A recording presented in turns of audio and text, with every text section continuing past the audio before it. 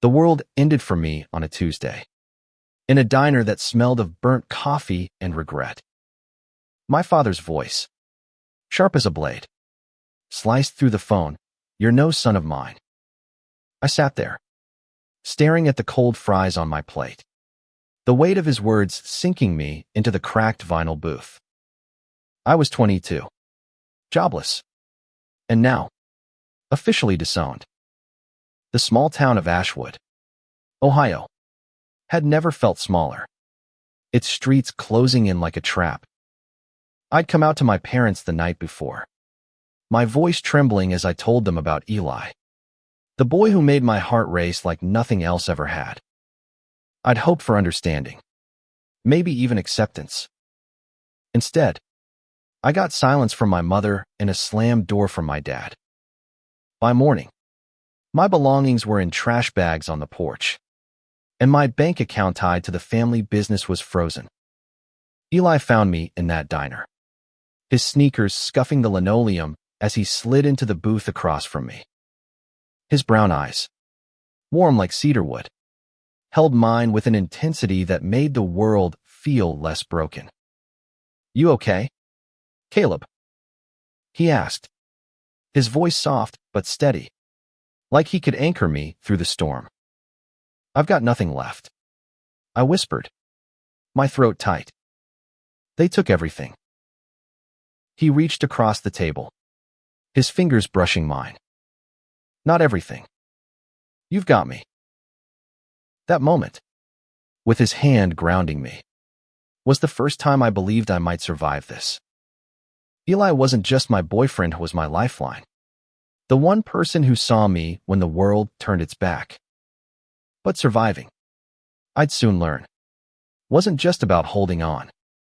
It was about fighting for who you are, even when the world demands you break. Ashwood wasn't kind to people like us. The town wore its pride and tradition like a badge, its churches preaching love but practicing judgment. Eli and I had kept our relationship quiet, meeting in the shadows of abandoned lots or the back of his beat-up Chevy. He was a year older, a community college dropout working at the auto shop, with dreams of opening his own garage someday. His family wasn't much better than mine. His dad was a ghost, and his mom barely acknowledged him unless she needed money. But Eli had this fire in him, this unyielding belief that we could build something better. "We'll leave," he said that day in the diner, his voice fierce. "We'll go somewhere they can't touch us. Chicago, maybe. Or New York. Somewhere we can be us." I wanted to believe him, but fear clung to me like damp clothes. "I've got no money, Eli. No car. No place to stay." He leaned closer, his breath warm against my cheek. "We'll figure it out. Together." That night, we packed what little I had into his car, a duffel bag of clothes, a cracked phone, and a photo of my sister, the only family member who hadn't turned away. She'd hug me before I left, whispering, "I'll always love you, Caleb." But she was 16 and powerless against our parents. Eli drove us to a cheap motel on the edge of town, the kind with flickering neon signs and stains on the carpet. We lay on the lumpy bed, his arm around me, and for the first time in days, I felt like I could breathe. But Ashwood wasn't done with us. The next morning, I woke to a text from an unknown number. "Fags don't belong here. Leave or regret it." My stomach dropped. Eli's phone buzzed seconds later with the same message. We stared at each other, the air heavy with unspoken fear. "Who sent this?" I asked, my voice shaking. "Doesn't matter," Eli said, his jaw tight. "They're cowards. They won't touch us." But they did. 2 nights later, as we walked back to the motel from a gas station, headlights blinded us. A truck roared up, tires screeching, and 3 guys jumped out, their faces hidden by baseball caps. I recognized one voice, Jake, a former friend from high school, now drunk on hate and cheap beer. You think you can just parade around here? Jake slurred, shoving Eli hard. I stepped forward, heart pounding. Leave him alone. Jake laughed, cold and sharp. Or what? Caleb, you gonna cry to your daddy? Eli grabbed my arm, pulling me back. Let's go, he said, his voice low but urgent. But Jake swung.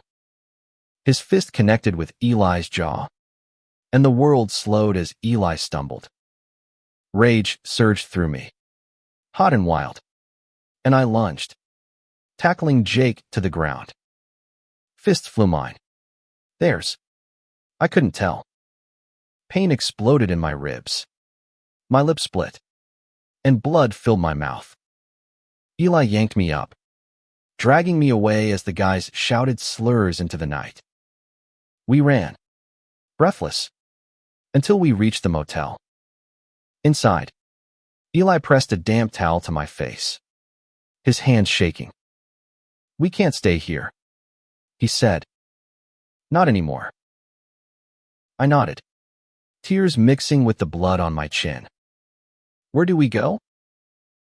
Anywhere but here, he said, pulling me close. We'll make it, Caleb. I promise. That night, bruised and battered, we made a plan. Chicago was our best showed, a city big enough to disappear in, where we could start over. Eli had a cousin there, Marcus, who'd offered us a couch until we got on our feet. It wasn't much, but it was hope. As I fell asleep in Eli's arms, I realized he wasn't just the person I loved. He was the reason I hadn't given up. But the road to Chicago wouldn't be easy. Ashwood's hate followed us, and the world beyond wasn't as welcoming as we'd hoped. Survival meant more than escaping, it meant facing truths about ourselves, our love, and what we were willing to sacrifice to keep it. We left Ashwood at dawn, the Chevy's engine rattling like it was as scared as I was. Eli drove, one hand on the wheel, the other resting on my knee, a silent promise that we were in this together. The road stretched ahead, a gray ribbon cutting through fields of dying corn, and I tried to focus on the future instead of the ache in my chest. Chicago was 6 hours away, but it felt like another planet.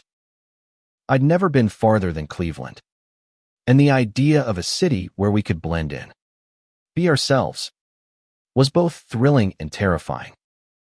Eli kept the radio low, humming along to some old Springsteen song, his voice steadying the chaos in my head. You ever been to Chicago? I asked, staring out at the endless highway. Once, he said, glancing at me. When I was a kid, my cousin Marcus took me to a Cubs game. It was loud, alive, nothing like Ashwood.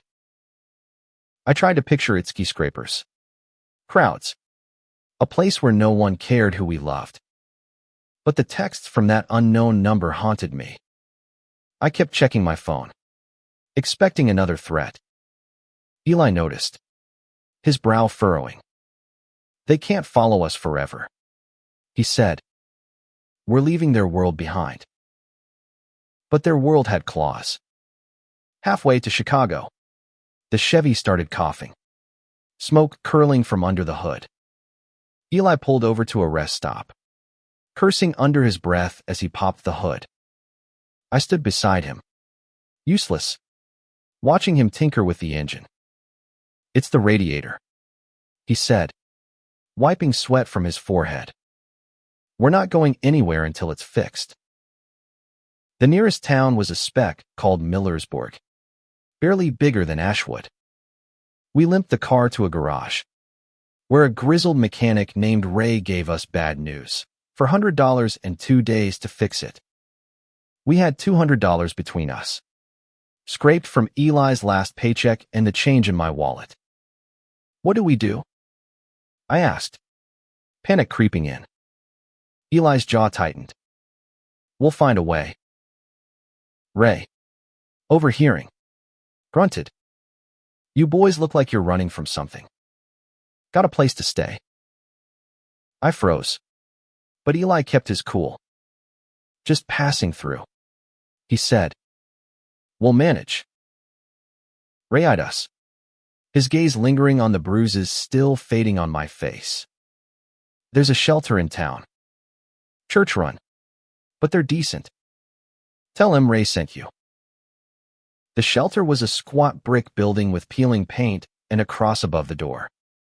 The woman at the desk, Sister Mary, had kind eyes but asked too many questions. Where you boys from? What brings you here?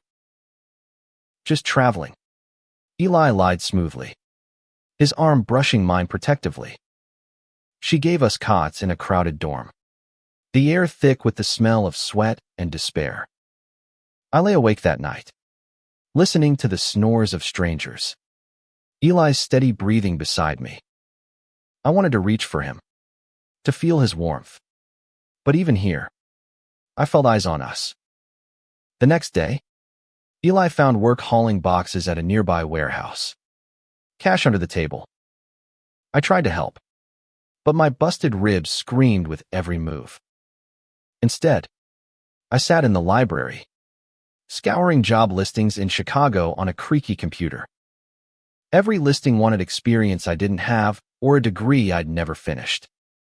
Doubt not at Memabe, I was dragging Eli down. That evening, he came back sweaty and exhausted but grinning. Got enough for the repair, he said, dropping $200 in crumpled bills on the cot. We're almost there. Caleb. I wanted to kiss him, but the shelter's rules were strict, and the other guys in the dorm already gave us sideways looks. Instead, I squeezed his hand under the blanket, my heart swelling with gratitude. He was fighting for us, for me, when I could barely fight for myself. But Millersburg wasn't as safe as it seemed. On our second night, as we walked back from a diner, a group of guys loitered outside a bar, their laughter stopping when they saw us. One, a wiry kid with a buzz cut, spat on the ground. You two look real cozy, he sneered. Eli's hand tightened on mine. Keep walking, he whispered. We did, but the kid followed, his buddies trailing behind. My pulse raced, memories of Jake's fists flashing in my mind. Eli steered us down an alley, but it was a mistake, dark, narrow, a dead end. Got somewhere to be. Queers. The kid called, his voice dripping venom. Eli turned, stepping in front of me.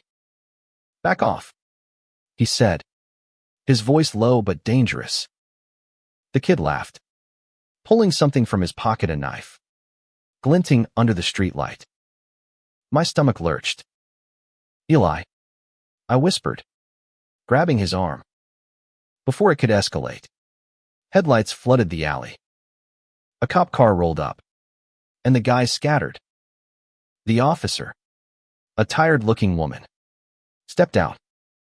You boys okay? Yeah, Eli said, his voice tight. Just heading back. She looked us over, her eyes softening. Get somewhere safe. This town's not always kind to strangers. We made it back to the shelter, my heart still pounding. Eli pulled me close once we were inside, his arms a shield against the world. I won't let anything happen to you, he said, his voice fierce. I believed him, but fear lingered. We were running out of money, out of options, and the world kept reminding us how much it hated us. Chicago felt like a dream, and I wondered if we'd ever make either, if the road would break us first. The Chevy was ready by noon the next day, its engine purring like it had a second chance at life. Eli paid Ray in cash, and we hit the road again, the weight of Millersburg fading in the rearview mirror. I leaned my head against the window, watching the world blur by, trying to shake the memory of that knife glinting in the alley. Eli reached over, his hand finding mine. "We're gonna be okay," he said, like he was convincing himself as much as me. "Chicago's close. We'll start fresh." I nodded, but doubt clung to me. Starting fresh sounded like a fantasy when we had no jobs, no home, and barely enough cash for gas. Still, Eli's optimism was infectious, and I let myself imagine a life where we could hold hands in public, where love didn't come with a target on our backs. We reached Chicago by nightfall, the city's skyline a jagged promise against the sky. Marcus, Eli's cousin, lived in a cramped apartment on the south side, above a laundromat that smelled of detergent and dreams. He was a lanky guy with a quick laugh, his dreads tied back, and he welcomed us with open arms. "Y'all look like you've been through hell," he said, tossing us a key. "Couch is yours. Don't break it." The apartment was small, with peeling wallpaper and a leaky faucet, but it felt like a palace after the shelter. Marcus worked nights as a security guard, so we had the place to ourselves most evenings. Eli and I spent our first night in Chicago curled up on the couch, sharing a pizza and talking about what came next. "I'll find work at a garage," Eli said, his eyes bright. "You could try the coffee shops. Maybe. Or something with computer Siri good with that stuff." I shrugged, unsure. I dropped out of college after one semester, my coding skills rusty at best. But Eli's belief in me was a spark, and I promised to try. The next day, we hit the streets, resumes in hand. Chicago was overwhelming honking cars, crowded sidewalks, people who didn't care who we were. It was freeing, but also lonely. "We're not hiring" felt like a door slamming shut. By the end of the week, Eli had a part-time gig at a garage, but I was still striking out. One night, as we walked home through a drizzle, I snapped. "This isn't working, Eli. We're barely scraping by. What if we can't do this?" He stopped, turning to face me under a flickering streetlight. "We're doing it right now, Caleb. Every day we're here. We're winning." His words hit hard, but they didn't erase the fear. That night, I found a flyer tucked under our door, a support group for LGBTQ youth, meeting at a community center nearby. "We should go," I said, showing it to Eli. He hesitated, his jaw tight. "I don't know. Talking to strangers about our problems doesn't feel like us." "It's not about problems," I said. "It's about finding people who get it. Please." He relented, and the next evening, we walked into a room filled with folding chairs and nervous smiles. The group was small, 10 people, maybe, all different ages and stories. A trans girl named Mia shared how she'd been kicked out at 16. A non-binary teen named Alex talked about hiding who they were at school. I stayed quiet, but Eli surprised me, speaking up about Ashwood, the diner, the fight. His voice cracked when he mentioned me, and I felt my chest tighten with love. After the meeting, Mia approached us, her smile warm. "You two are cute together. Stick around, there's a job board here. Might help." The job board was a lifeline. I found a listing for a part-time data entry gig at a nonprofit. No experience required. I applied the next day and, to my shock, got an interview. Eli was there when I got the call, his grin wide enough to light up the city. "Told you," he said, pulling me into a hug. The job wasn't glamorous entering donor info into a database, but it paid. And the office was queer-friendly, with rainbow flags and pronouns on name tags. For the first time, I felt like I belonged somewhere. Eli's garage job was tough for long hours, grease-stained hands, but he came home each night with stories and a smile that made my heart ache. But Chicago wasn't all hope and rainbows. Marcus's landlord started asking questions, hinting we couldn't stay forever. And then there was the news, a string of attacks on queer couples in the city, splashed across local headlines. One night, as we walked home, a car slowed beside us, its window rolling down. My heart stopped, expecting a slur or worse. Instead, it was just a guy asking for directions. But the fear lingered. We need our own place, I told Eli that night, curled up on the couch. Somewhere we can feel safe. He nodded, his fingers tracing circles on my back. We'll get there, one step at a time. But time wasn't on our side. A week later, Marcus got a notice. The landlord wanted us out by the end of the month. We had 2 weeks to find a new place, and our savings were barely enough for a deposit. The city that had promised freedom was starting to feel like another trap, and I wondered if we'd ever find a home or if we'd always be running. The pressure to find a new place weighed on us like a storm cloud. Eli and I spent every spare moment scouring listings. But Chicago's rents were brutal. Studios we could barely afford demanded first and last month's rent, plus deposits we didn't have. My data entry job and Eli's garage shifts kept us afloat, but barely. Each night, we'd collapse on Marcus's couch, too tired to talk, but too stubborn to give up. One evening, Mia from the support group texted me about a sublet in Rogers Park, a scrappy neighborhood on the city's north side. It's not fancy, she warned, but it's cheap, and the landlord's cool with queer tenants. We met the landlord, a middle-aged woman named Rosa, who wore a rainbow pin on her jacket. The apartment was teeny, one bedroom with creaky floors and a view of an alley, but it was ours. Rosa didn't blink when we introduced ourselves as a couple, just handed us the keys and said, "Make it home." Moving in felt like a victory. We had no furniture, just a mattress on the floor and a folding table Marcus lent us. But Eli hung fairy lights he'd found at a thrift store, and suddenly the place felt alive. That first night, we lay on the mattress, staring at the ceiling, his hand in mine. We did it, I whispered, my voice thick with emotion. Not yet, Eli said, turning to face me. This is just the start. He was right. The apartment was a step, but life in Chicago was a grind. My job was mind-numbing, and Eli's boss at the garage was a jerk, docking his pay for minor mistakes.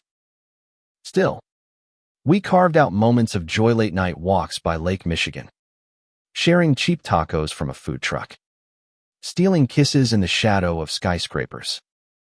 But the city's underbelly kept surfacing. One night, as we left a queer bar in Boys Town, a group of guys followed us, their footsteps heavy on the pavement. Eli grabbed my hand, pulling me into a crowded diner before anything could happen. But my heart didn't stop racing until we were back home. The deadbolt clicked shut. We can't keep living like this, I said, my voice shaking, always looking over our shoulders. Eli pulled me close, his breath warm against my neck. We're stronger than they are, Caleb. They can't take this from us. His words were a lifeline, but they couldn't erase the fear.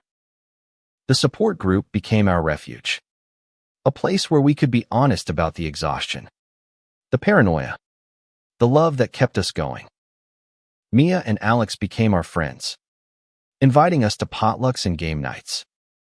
For the first time, I felt like we had a community, People who understood the weight of being different in a world that wasn't always kind. Then came the call that changed everything. It was my sister, Emily. Her voice small and scared on the phone. Caleb, I need to see you. Can I come to Chicago? She was 17 now, still living with our parents in Ashwood. I hadn't heard from her in months. Not since she'd started dodging my texts. What's wrong? I asked, my stomach twisting. I can't stay here anymore, she said, her voice breaking. They found out I've been talking to you. Dad's furious. He hit me. Rage surged through me, hot and blinding. Get on a bus, I said. We'll figure it out when you get here. Eli was there when I hung up, his eyes searching mine. She's coming to stay with us. I nodded, my throat tight. She's got nowhere else. He didn't hesitate. Then she's family. We'll make it work. Emily arrived 2 days later, a backpack slung over her shoulder, her face bruised but defiant. She hugged me so tight I could barely breathe. And when she met Eli, she smiled shyly. You're good for him, she said, and I saw Eli's eyes soften. But 3 people in a 1-bedroom apartment was a stretch. Emily slept on a pile of blankets in the living room, and our budget groaned under the extra mouth to feed. Eli took extra shifts, and I started freelancing on the side, picking up small coding gigs from the nonprofits network. We were stretched thin, but Emily's presence was a reminder of why we kept fighting. She was proof that love could survive hate. One night, as we sat around our wobbly table eating ramen, Emily spoke up. I want to tell people back home about you too. About how you're making it. Maybe it'll help someone else. I froze, the memory of Ashwood's threats flashing in my mind. It's not safe. Em. You know how they are. She looked at me, her eyes fierce. I'm not scared. You shouldn't be either. Eli reached for my hand under the table, his grip steady. She's right, he said. We're not hiding anymore. Their words lit something in me, a spark of defiance, a refusal to let fear win. But the world had a way of testing us, and soon, we'd face a challenge that would push our love, our family, to the breaking point. Emily's arrival changed everything, but not always for the better. Our tiny apartment felt smaller with her energy, her laughter, her late-night talks about school, her insistence on decorating with thrift store finds. She was a burst of light, but light cast shadows, and ours were growing darker. Eli and I were burning out. His extra shifts left him exhausted, his hands cracked from grease and cold. My freelancing gigs were inconsistent, and the nonprofit job barely covered rent. Emily tried to help, picking up shifts at a coffee shop, but she was still a kid, and I hated seeing her carry our burden. One night, I found her crying in the living room, her phone clutched tight. What's wrong? I asked, kneeling beside her. It's Mom, she said, her voice small. She keeps texting me, saying I'm betraying them by being here. She wants me to come home. I felt a familiar ache. Our mother's love was conditional. Always had been. You don't owe her anything, I said. You're with us now. But her words lingered, a reminder that Ashwood's reach was long. I told Eli later, and his face hardened. They don't get to hurt her anymore. Or you. He was my rock. But even rocks crack under pressure. The next week, Eli came home from the garage with a split lip and a story he didn't want to tell. Just a fight with a coworker, he said, avoiding my eyes. Eli, what happened? I pressed, My heart sinking. He sighed, slumping onto the mattress. One of the guys saw us together last week. Started talking shit. I told him to shut up. And things got heated. I touched his face, my fingers grazing the bruise. You can't keep doing this. Fighting everyone who hates us. I'm not fighting for them, he said, his voice fierce. I'm fighting for you. For us. His words were a vow, but they scared me. Eli's fire was what I loved most, but it was burning him out. I started noticing the signs: his shorter temper, the way he'd flinch at loud noises, the nightmares that woke him gasping. The support group helped. Mia and Alex became our anchors, inviting Emily to join us at meetings. She opened up about her own struggles, her fear of losing us, her guilt over leaving our parents. The group gave her a space to heal, and watching her find her voice made me proud. But it also made me realize how much we were all carrying. Then came the letter. It was slipped under our door. No stamp. No return address. Inside was a single sheet of paper. Typed, "You can't hide forever. We know where you are."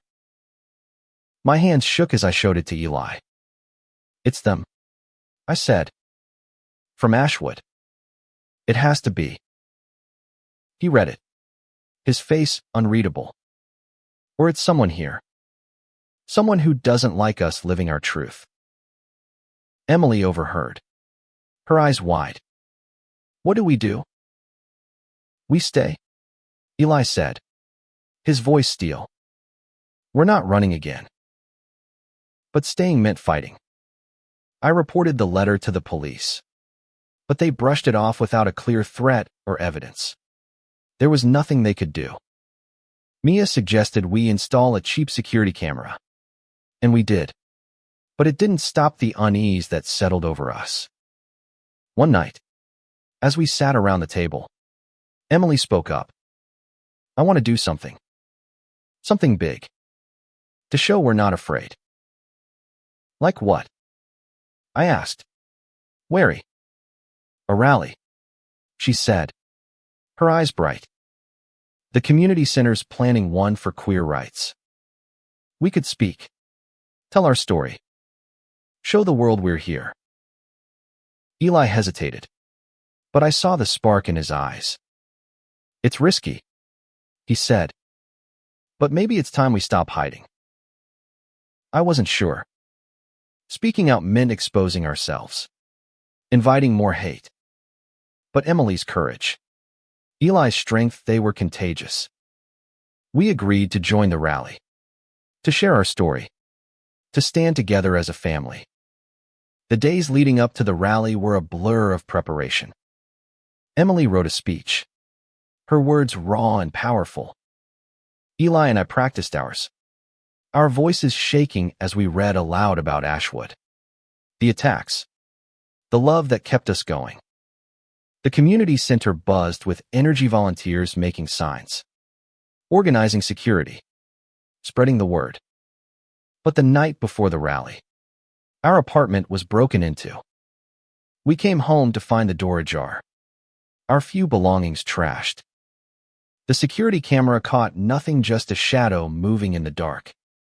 On the wall, scrawled in marker, were the words, "You're not welcome." Emily clung to me, sobbing. Eli's fists clenched, his eyes burning with rage. "They're trying to scare us," he said. "They want us to back down."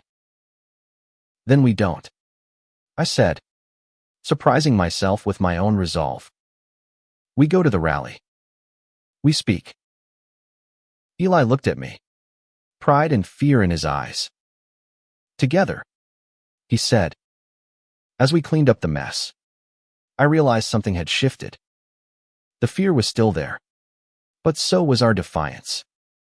We weren't just surviving anymore, we were fighting for our place in the world. For each other. For the family we'd built. But the rally would test us in ways we couldn't imagine. and the cost of standing up was higher than we knew. The rally was set for a Saturday in Grant Park, the Chicago skyline gleaming in the distance. Hundreds gathered: queer folks, allies, families holding signs that read "Love is love" and "Equality now."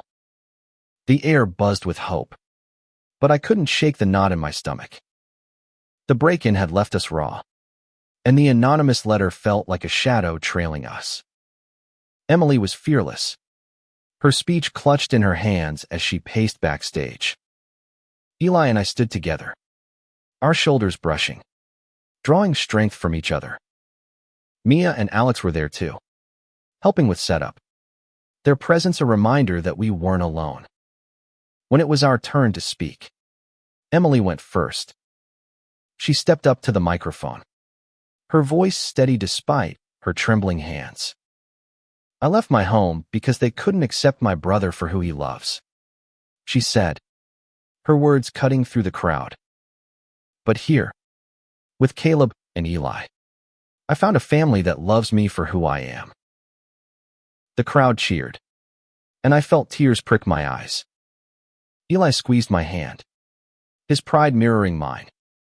When it was our turn, we stepped up together, our voices intertwining as we told our story: Ashwood's hate, the road to Chicago, the love that kept us whole.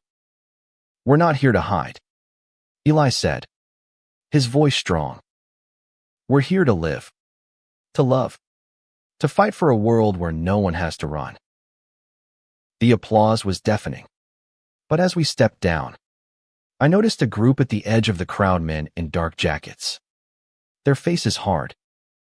One looked familiar, his baseball cap low, his eyes locked on us. My blood ran cold. "Jake, from Ashwood." "Eli," I whispered, grabbing his arm. "He's here." Eli followed my gaze, his body tensing. "Stay with Emily," he said, his voice low. I pulled Emily close, my heart pounding as we moved toward Mia and Alex. The rally continued, but my focus was on Jake and his group, who lingered, watching. Security volunteers patrolled the crowd, but they couldn't be everywhere. After the rally, as people dispersed, Jake's group vanished into the crowd. We stayed with Mia and Alex, not wanting to be alone. "You think they followed you all the way from Ohio?" Mia asked, her voice tight. "I don't know," I said, my mind racing. "But they know where we live." That night, we barricaded the apartment door with a chair, our nerves frayed. Emily slept between us on the mattress, her breathing uneven. Eli stayed awake, his eyes on the window, as if expecting trouble to come crashing through. The next day, we went to the community center, seeking advice. The organizer, a woman named Lena, listened to our story, her face grim. "You need to be careful," she said. "This city's better than most, but hate doesn't stop at city limits. We can get you in touch with legal aid, maybe a restraining order." But a restraining order felt like a paper shield against a storm. We installed a new lock and a better camera, but the fear lingered. Eli started walking Emily to work, and I took different routes home, always checking behind me. Then came the second letter, taped to our door. "You spoke. Now you pay." Emily found it first, her hands shaking as she handed it to me. Eli's face darkened, and he crumpled the paper in his fist. "I'm done with this," he said. "I'm going to find them." "No," I said, grabbing his arm. "You can't. We don't even know who it is." "It's Jake," he said, his voice raw. "I know it. I saw him." "Eli, please," I begged. "We can't fight them like this. We need to be smart." He looked at me, his eyes burning with frustration. But he nodded. Fine. But I'm not letting them win. Lena connected us with a lawyer who helped us file a police report, but without proof linking Jake to the letters. It was another dead end. The community center offered us a temporary safe house, but it meant leaving our apartment, our fragile new life. We stayed, too stubborn to run again. Days passed, tense but quiet. We kept going: work, support group, stolen moments of love, but the threat hung over us. Then, one night, as we walked home from the coffee shop, a car screeched to a stop beside us. Jake stepped out, alone this time, his face twisted with hate. You think you can just live like this? He spat. You're disgusting. Eli stepped in front of me and Emily, his fists clenched. Get out of here, Jake. You don't scare us. Jake laughed, stepping closer. You should be scared. Before Eli could respond, Emily stepped forward, her voice shaking but fierce. You're the one who should be scared. You're alone, and we're not. We've got people who love us. Jake froze, caught off guard. Headlights flashed as another car pulled up Alex, with Mia in the passenger seat. They'd been nearby, dropping off rally flyers. Jake cursed and bolted, disappearing into the night. We stood there, breathless, as Mia hugged Emily. You're a badass, she said, and Emily laughed through her tears. That night, we made a decision.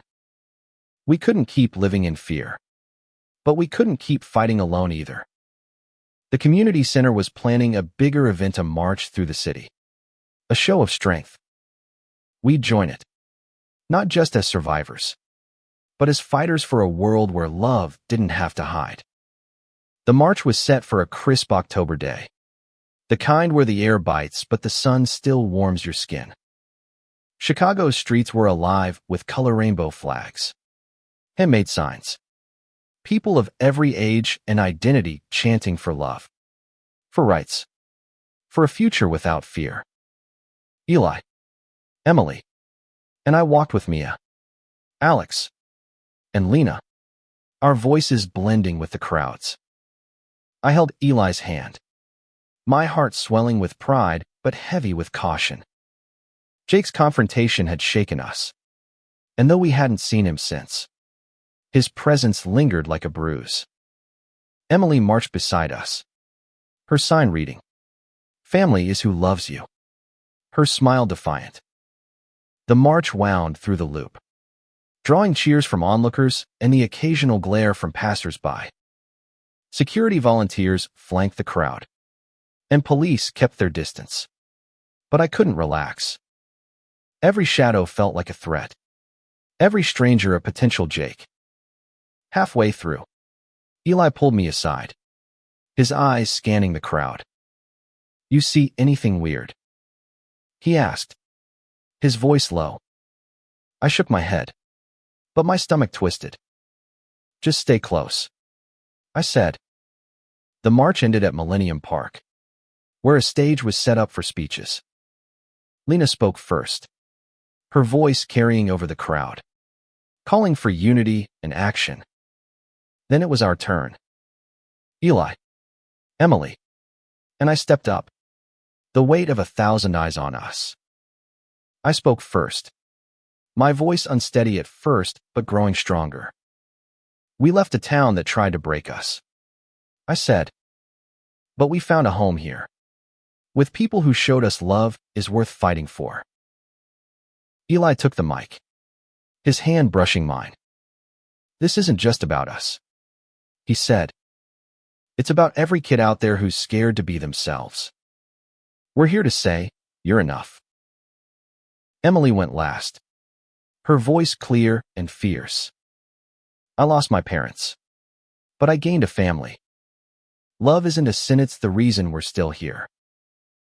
The crowd roared, and for a moment, I felt invincible. But as we stepped off the stage, I saw him, Jake, standing at the edge of the park, his cap pulled low. He wasn't alone this time. 2 others stood with him, their faces hard. "Eli," I said, my voice tight. He saw them too, his body stiffening. "Stay with Emily," he said, already moving toward Lena. I grabbed Emily's hand, pulling her toward Mia and Alex. Lena called over a security volunteer, a burly guy named Sam, who approached Jake's group. Words were exchanged, too far for me to hear. But Jake's group backed off, disappearing into the crowd. "They're gone," Sam said, returning. "But be careful. Those types don't give up easy."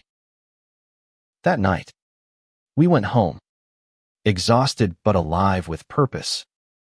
The apartment felt safer with the new lock, the camera, the community behind us. But sleep didn't come easy.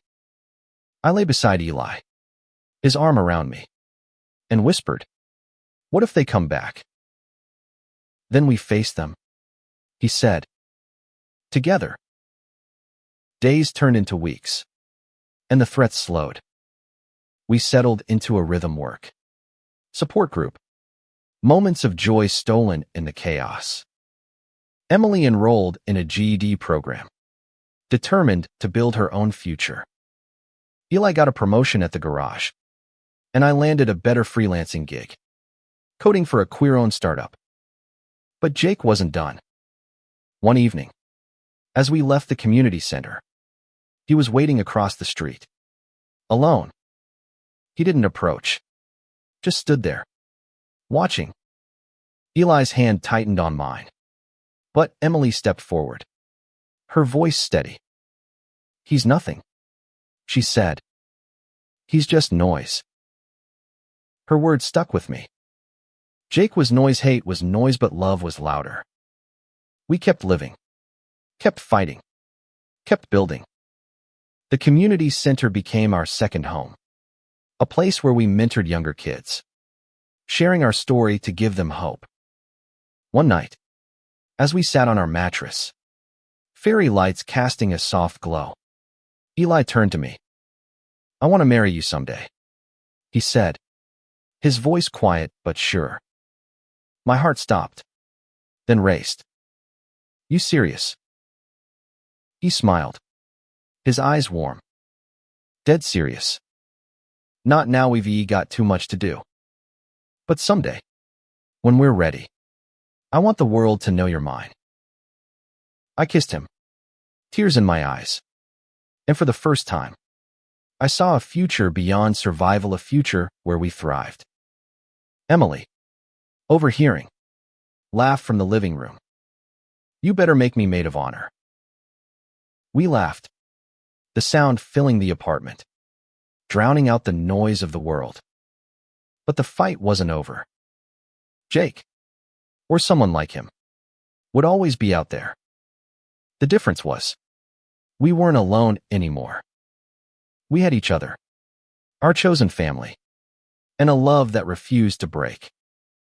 Winter came to Chicago, blanketing the city in snow and a quiet kind of hope.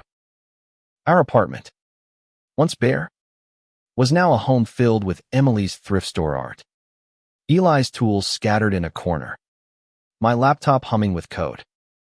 We were still scraping by, but we were together, and that was enough. Jake's shadow lingered, but he hadn't approached again. The police had his name now, thanks to Sam's description, and a restraining order kept him at a distance.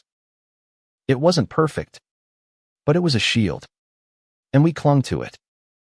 The community center became our fortress, a place where we planned events, mentored kids, and built a life bigger than ourselves. One evening, Lena called us to the center for a surprise.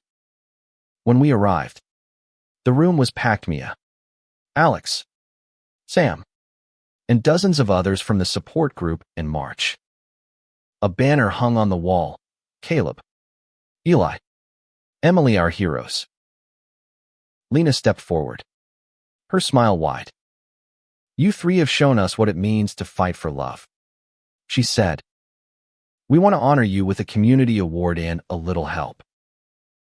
She handed us an envelope.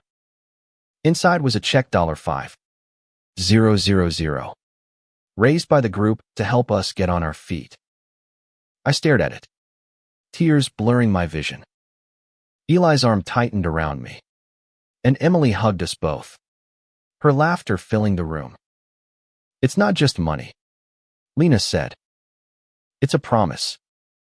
You're not alone. That night, we used part of the money to buy a proper bed, a small table, and a frame for Emily's favorite painting. The rest went into savings, a cushion for the future we were building. Eli started talking about his dream again, opening his own garage, and I began taking online coding courses, aiming for a better job. Emily aced her GED and started applying to colleges, her eyes bright with possibility. But the real gift was the community. Mia and Alex became like sisters, hosting game nights and helping Emily with her applications. Sam taught us self-defense, his gruff humor easing our fears. Lena connected us with a lawyer who helped us legally distance ourselves from Ashwood, ensuring our parents couldn't interfere. One snowy night, as we walked home from the center, Eli stopped under a streetlight, his breath visible in the cold. I meant what I said, he told me, his eyes locked on mine. About marrying you. I smiled, my heart full. I know.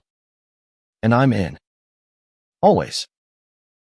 Emily, walking ahead, turned and grinned. Get a room. You too. We laughed, the sound echoing through the quiet streets. For the first time, I felt like we'd won, not just against Jake, or Ashwood, or the hate that tried to break us, but for ourselves. We'd built a life, a family, a love that no one could take away. The threats didn't vanish completely. We still got the occasional stare, the whispered slur. But they were noise, and we were louder. The community center hosted another march, and this time, we led it. Our hands linked, our voices strong. Kids from the support group walked with us, their faces bright with hope. And I realized we weren't just surviving, we're showing others they could too. Months later, I got a letter from my sister's friend in Ashwood, a girl who'd been at the diner that day I was disowned. She'd seen our story online, shared by the community center. You gave me the courage to come out, she wrote. Thank you. I showed it to Eli, my chest tight with emotion.